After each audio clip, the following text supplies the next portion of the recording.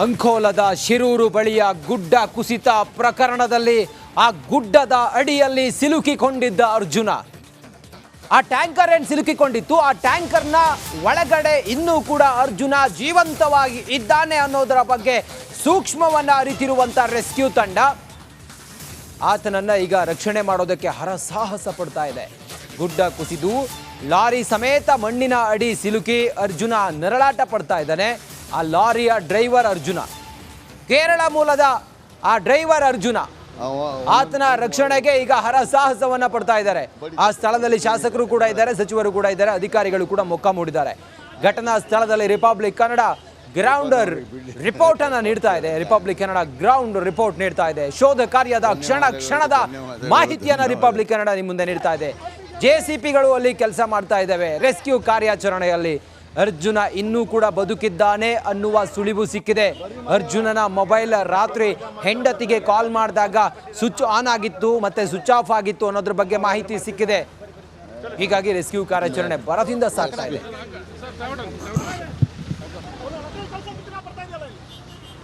ಸಚಿವರಿದ್ದಾರೆ, ಅವರು ಕೂಡ ಆ ಒಂದು ಮಿಷನ್ ಅನ್ನು ತೋರಿಸ್ತಿದ್ದಾರೆ. ನೋಡಿ ಇಲ್ಲಿ, ಬನ್ನಿಲ್ಲಿ ನೋಡಿ ಇಲ್ಲಿ ಡಿಟೆಕ್ಟ್ ಆಗುವಂಥ ಒಂದು ಮೆಟಲ್ ಡಿಟೆಕ್ಟ್ ಆಗುವಂಥ ಒಂದು ಮಿಷನ್ ಇದು.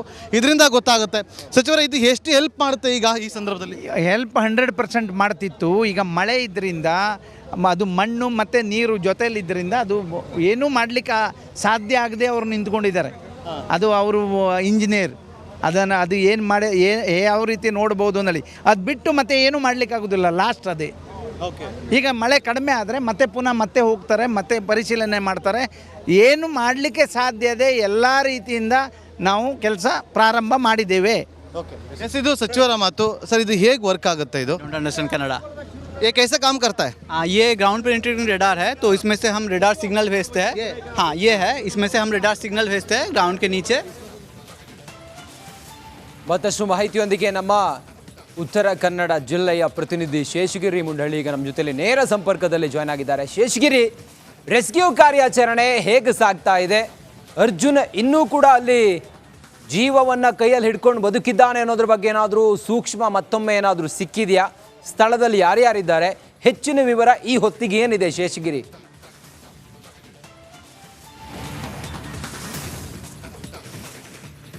ಹೌದು ರಂಜಿತ್, ಶಿರೂರಿನ ಗುಡ್ಡ ಕುಸಿತ ಪ್ರದೇಶಕ್ಕೆ ಸಂಬಂಧಪಟ್ಟಂತೆ ಈಗಾಗಲೇ ಕೇರಳ ಮೂಲದ ಚಾಲಕ ಅರ್ಜುನ್ ಅವರು ಬದುಕಿದ್ದಾರೆ ಎಂಬ ಮಾಹಿತಿಯನ್ನ ಅವರ ಕುಟುಂಬಸ್ಥರು ನೀಡ್ತಾರೆ. ಯಾಕಂತ ಹೇಳಿದ್ರೆ ಜುಲೈ 16ರ ಮುಂಜಾನೆ ದಾಂಡೇಲಿಯಿಂದ ಕೇರಳಕ್ಕೆ ಅರ್ಜುನ್ ಹೊರಟಿದ್ರು. ಆ ಸಂದರ್ಭದಲ್ಲಿ ಗುಡ್ಡ ಕುಸಿತ ಉಂಟಾಗಿದ್ದರಿಂದ ಶಿರೂರಿನೊಂದು ಅವಘಡದಲ್ಲಿ ಮಣ್ಣಿನಡಿ ಆತ ಸಿಲುಕಿದ್ದಾನೆ. ಅವರ ಭಾರತ್ ಬೆಂಜ್ ಕಂಪನಿಯ ಲಾರಿ ಕೂಡ ಸಿಲುಕಿದೆ ಎಂಬ ಮಾಹಿತಿಯನ್ನು ಹೇಳ್ತಾರೆ. ಯಾಕಂತಂದರೆ ಈಗಾಗಲೇ ಭಾರತ್ ಬೆಂಜ್ ಕಂಪನಿಯವರು ಒಂದು ರೀತಿ ಅಂದರೆ ಪರಿಶೀಲನೆ ಮಾಡಿದಾಗ ಅವರ ಲೊಕೇಶನ್ ರಾಷ್ಟ್ರೀಯ ಹೆದ್ದಾರಿ ಮೇಲ್ಭಾಗದಲ್ಲಿ ಅವರ ವಾಹನ ಸಿಲುಕಿದೆ ಎಂಬ ಮಾಹಿತಿಯನ್ನು ಪೊಲೀಸರಿಗೆ ಮತ್ತು ನಮ್ಮ ರಿಪಬ್ಲಿಕ್ ಕನ್ನಡ ವಾಹಿನಿ ಕೂಡ ನೀಡಿದ್ದಾರೆ. ಹೀಗಾಗಿ ಆತ ಬದುಕಿದ್ದಾನೆ. ಯಾಕಂತೇಳಿದ್ರೆ ಈಗಾಗಲೇ ಅವರ ಮಡದಿ ಅಂದರೆ ಅರ್ಜುನ್ ಅವರ ಮಡದಿ ಈಗಾಗಲೇ ಕಾಲ್ ಮಾಡಿದ ಸಂದರ್ಭದಲ್ಲಿ ಅವರ ಮೊಬೈಲ್ ರಿಂಗ್ ಆಗಿದೆ. ಹೀಗಾಗಿ ಅವರು ಬದುಕಿದ್ದಾರೆ, ಅವರನ್ನು ತಕ್ಷಣ ರಕ್ಷಣೆ ಮಾಡಿ ಎಂಬ ಒತ್ತಾಯವನ್ನು ಜಿಲ್ಲಾಡಳಿತ ಮುಂದೆ ನೀಡಿರುವಂಥದ್ದು.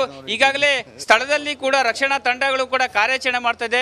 ಹೆದ್ದಾರಿಯಲ್ಲಿ ಬಿದ್ದಂಥ ಕಲ್ಲು ಮಣ್ಣುಗಳನ್ನು ತೆರವುಗೊಳಿಸಲು IRB ಸಿಬ್ಬಂದಿಗಳಾಗಿರ್ಬೋದು, ರಾಷ್ಟ್ರೀಯ ಹೆದ್ದಾರಿ ಇಲಾಖೆ ಅಧಿಕಾರಿಗಳಾಗಿರ್ಬೋದು, ಅಗ್ನಿಶಾಮಕ ದಳ, ಪೊಲೀಸರು, SDRF, NDRF ಎಲ್ಲರೂ ಕೂಡ ಕಾರ್ಯಾಚರಣೆ ಮಾಡ್ತಾ ಇದ್ದಾರೆ.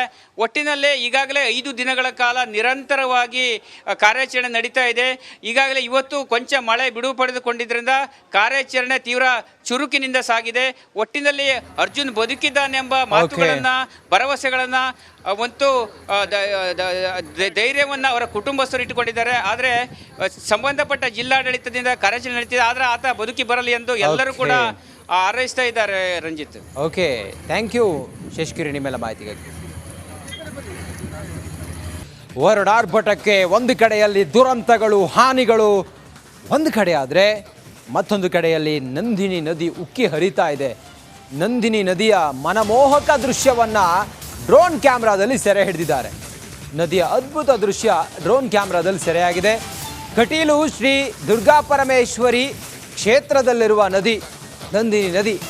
ದೇವಸ್ಥಾನವನ್ನು ಆವರಿಸಿ ಹರಿಯುವ ನಂದಿನಿ ನದಿ, ಅದರ ವಿಹಂಗಮ ನೋಟ ಡ್ರೋನ್ ಕ್ಯಾಮ್ರಾದಲ್ಲಿ ಸೆರೆಯಾಗಿದೆ.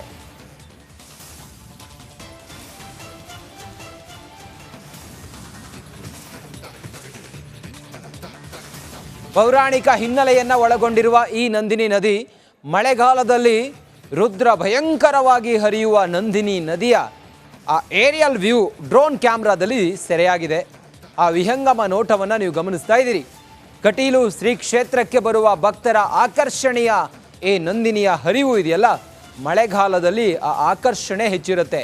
ದಕ್ಷಿಣ ಕನ್ನಡ ಜಿಲ್ಲೆಯಲ್ಲಿರುವ ಕಟೀಲು ಶ್ರೀ ದುರ್ಗಾಪರಮೇಶ್ವರಿ ದೇಗುಲದ ಆವರಣದಲ್ಲಿ ಹರಿದು ಹೋಗುವಂಥ ಈ ನಂದಿನಿ ನದಿ ಮಳೆಗಾಲದಲ್ಲಿ ರುದ್ರ ಭಯಂಕರವಾಗಿ ಹರಿಯುತ್ತೆ. ಅದರ ವಿಹಂಗಮ ನೋಟ ನೀವೇನು ಡ್ರೋನ್ ಕ್ಯಾಮ್ರಾದಲ್ಲಿ ನೋಡ್ತಾ ಇದ್ದೀರಿ, ರಿಪಬ್ಲಿಕ್ ಕನ್ನಡದಲ್ಲಿ ಎಕ್ಸ್ಕ್ಲೂಸಿವ್ ದೃಶ್ಯ ಇದು. ನಂದಿನಿ ನದಿ ಹರಿತಾ ಇರುವಂಥ ಎಕ್ಸ್ಕ್ಲೂಸಿವ್ ದೃಶ್ಯ. ರಾಜ್ಯದಲ್ಲಿ ರಣಭೀಕರವಾಗಿ ಈ ಬಾರಿ ಪುನರ್ವಸು ಮಳೆ ಆರ್ಭಟಿಸ್ತಾ ಇದೆ. ಪುನರ್ವಸು ಮಳೆಯ ಆರ್ಭಟಕ್ಕೆ ಕೆಲ ಕಡೆಗಳಲ್ಲಿ ಜನಜೀವನ ದುಸ್ತರವಾಗಿದೆ. ಕೆಲ ಕಡೆಗಳಲ್ಲಿ ನದಿ ಕೊಳ್ಳಗಳು ತುಂಬಿ ಹರಿತಾ ಇರೋದು, ಪ್ರವಾಸಿಗರ ಸಂಖ್ಯೆ ಕೂಡ ಹೆಚ್ಚಿದೆ ನೋಡೋದಕ್ಕೆ. ಕಟೀಲು ದುರ್ಗಾಪರಮೇಶ್ವರಿ ದೇವರ ಸನ್ನಿಧಾನದಲ್ಲಿ ಹರಿಯುವಂಥ ನಂದಿನಿ ನದಿ ಮಳೆಗಾಲದಲ್ಲಿ ಭರ್ಜರಿಯಾಗಿ ತುಂಬಿ ಹರಿಯುತ್ತೆ. ಆ ತುಂಬಿ ಹರಿಯುವ ದೃಶ್ಯವನ್ನು ನೋಡೋದೇ ಚಂದ.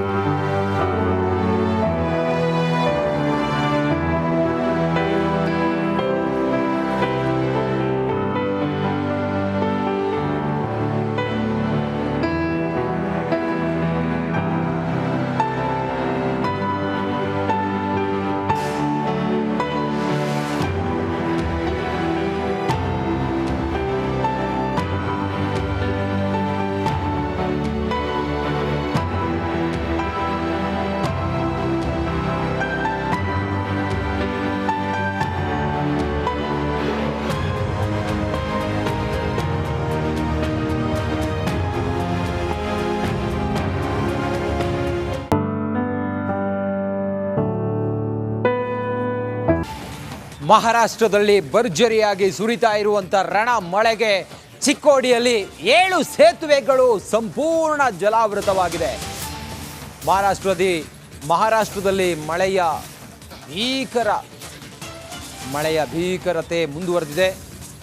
ಚಿಕ್ಕೋಡಿ ಭಾಗದ 7 ಸೇತುವೆಗಳು, ಮಹಾರಾಷ್ಟ್ರದ ಗಡಿ ಚಿಕ್ಕೋಡಿ ಭಾಗದ 7 ಸೇತುವೆಗಳು ಜಲಾವೃತ ಆಗಿದೆ. ದೂದ್ಗಂಗಾ ನದಿಗೆ ಕಟ್ಟಿದ ಸೇತುವೆ ಮುಳುಗಡೆಯಾಗಿದೆ. ಕರದಗ ಬೋಜಾ ನಡುವಿನ ಸೇತುವೆ ಸಂಪೂರ್ಣವಾಗಿ ಜಲಾವೃತ ಆಗಿದೆ. ನಿಪ್ಪಾಣಿ ತಾಲೂಕಿನ ಕರದಗ ಗ್ರಾಮದಲ್ಲಿ ಸೇತುವೆ ಮುಳುಗಡೆ ಆಗಿರುವಂಥ ದೃಶ್ಯವನ್ನು ಗಮನಿಸ್ತಾ ಇದ್ದೀರಿ. ಮಹಾರಾಷ್ಟ್ರದಲ್ಲಿ ಸುರಿದಂಥ ಭಾರೀ ಮಳೆಯಿಂದಾಗಿ ಕರ್ನಾಟಕದ ಚಿಕ್ಕೋಡಿ, ಮಹಾರಾಷ್ಟ್ರದ ಗಡಿಭಾಗದಲ್ಲಿರುವಂಥ ಚಿಕ್ಕೋಡಿಯ ಕೆಲ ಸೇತುವೆಗಳು, ಸುಮಾರು 7 ಸೇತುವೆಗಳು ಮುಳುಗಡೆ ಆಗಿದೆ ಅನ್ನೋದರ ಬಗ್ಗೆ ಈಗ ಮಾಹಿತಿ ಸಿಕ್ಕಿದೆ. 1 ವಾರಗಳಿಂದ ಮಹಾರಾಷ್ಟ್ರ ಹಾಗೂ ಘಟ್ಟ ಪ್ರದೇಶಗಳಲ್ಲಿ ನಿರಂತರವಾಗಿ ಮಳೆ ಸುರಿತಾ ಇರುವಂತದ್ದು. ಹೀಗಾಗಿ ಚಿಕ್ಕೋಡಿ ವಿಭಾಗದ ದೂಧಗಂಗಾ, ಪಂಚಗಂಗಾ, ವೇದಗಂಗಾ ಹಾಗೂ ಕೃಷ್ಣಾ ನದಿಗಳು ಅಪಾಯ ಮಟ್ಟವನ್ನ ಮೀರಿ ಹರಿತಾ ಇರುವಂತದ್ದು. ಸದ್ಯ ನಾನಿವಾಗ ಬೆಳಗಾವಿ ಜಿಲ್ಲೆಯ ನಿಪ್ಪಾಣಿ ತಾಲೂಕಿನ ಕರದಗ ಗ್ರಾಮದಲ್ಲಿ ಇರುವಂತದ್ದು. ಕರದಗ ಗ್ರಾಮದ ದೂಧಗಂಗಾ ನದಿಯ ಪಕ್ಕದಲ್ಲಿ ನಾನು ಇರುವಂತದ್ದು. ನೀವು ದೃಶ್ಯಾವಳಿಗಳಲ್ಲಿ ನೋಡ್ತಾ ಇರಬಹುದು ಯಾವ ರೀತಿ ಅಪಾಯ ಮಟ್ಟ ಮೀರಿ ದೂಧಗಂಗಾ ನದಿ ಹರಿತಾ ಇದೆ ಅನ್ನೋದನ್ನ. ಚಿಕ್ಕೋಡಿ ಉಪಯೋಗದಲ್ಲಿ ಸುಮಾರು 7 ಸೇತುವೆಗಳು ಸಂಪೂರ್ಣವಾಗಿ ಜಲಾವೃತವಾಗಿರುವಂತದ್ದು. ನೀವು ದೃಶ್ಯಾವಳಿಗಳಲ್ಲಿ ನೋಡ್ತಾ ಇರುವಂತಹ ಈ ಸೇತುವೆ ಕರದಗ ಹಾಗೂ ಬೋಜ್ ಗ್ರಾಮಗಳನ್ನು ಸಂಪರ್ಕಿಸುವ ರಸ್ತೆ ಇದಾಗಿದ್ದು, ಈ ಒಂದು ಸೇತುವೆ ಸಂಪೂರ್ಣವಾಗಿ ಮುಳುಗಡೆ ಆಗಿರುವಂತದ್ದು. ಈಗಾಗಲೇ ಜಿಲ್ಲಾಡಳಿತ ಸಹ ಕಟ್ಟುನಿಟ್ಟಿನ ಕ್ರಮವನ್ನ ಸಹ ಕೈಗೊಂಡಿದೆ. ಅಂತಂದ್ರೆ ನದಿ ಪಾತ್ರದ ಜನರಿಗೆ ಯಾರು ಸಹ ನೀವು ನದಿಗೆ ಇಳಿಯಬೇಡಿ ಅಂತ ಕಟ್ಟುನಿಟ್ಟಿನ ಕ್ರಮವನ್ನ ಸಹ ಕೈಗೊಂಡು ಅಲ್ಲಲ್ಲಿ ಪೊಲೀಸ್ ಸಿಬ್ಬಂದಿಗಳನ್ನ ನೇಮಿಸಿ ಮುನ್ನೆಚ್ಚರಿಕಾ ಕ್ರಮವಾಗಿ ಎಲ್ಲ ರೀತಿಯಾದಂತಹ ಮುನ್ನೆಚ್ಚರಿಕಾ ಕ್ರಮಗಳನ್ನು ಸಹ ತೆಗೆದುಕೊಂಡಿದ್ದಾರೆ.